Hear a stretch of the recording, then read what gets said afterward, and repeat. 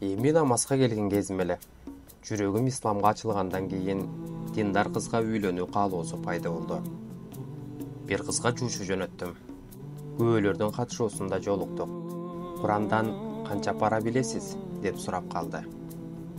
Аябай уялдым. Анын суроосуна кызарып, жертиктеп жооп бердим. Азыраак билем.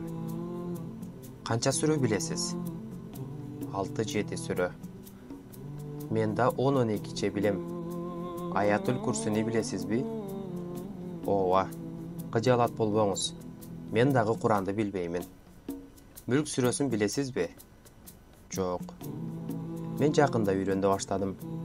7-8 аятын билем. Айтор жолугушуудан кийин үйгө келдим. Менимче кызга жаккан жок окшойм. Мендей ыймансызга кайсы такыба кыз тиймек эле деп ойлоп турганымда кыз тараптан ыраазылык жообу келди. Той эмес, мусулмандардын кыялындай болду. Бир күнү аялым, келиңиз, бирге сүрө жаттайлы. Жок дегенде бир жылда бир пара үйрөнөт элек деди. Кыялымдагы кыз болгондуктан мен аны сүйөр элем. Жок дей алган жокмун. Күндө 7-8 аяттан жаттай баштадык. Ал мага Ниса сүрөсү жагат. Ошону да жаттайыкчы деди. Чогуу бул сонун сүрөнү да жаттадым. Андан соң Ясин Курандын жүрөгү, аны да жаттайыкчы сураныч деди. Өлүк кабыр азабынан сактайт. Ушул таризде суранат болчу. Мен болсо аны сүйгөнүм үчүн жок дей албас элем.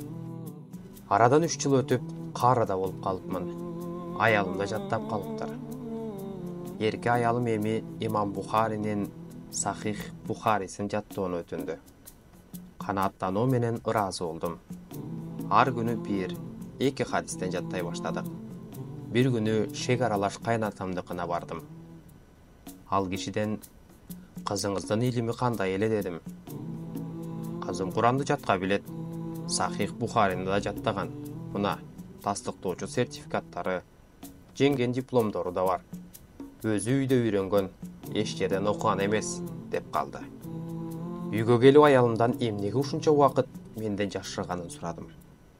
Жолуккан күнү илимиңиздин аз экенин билип, менин алдымда өзүңүздү басынтышыңызды каалаган жокмун. Мен сизге турмушка чыккандан корккон жокмун. Сизде Аллахтан коркуу сезими бар эле.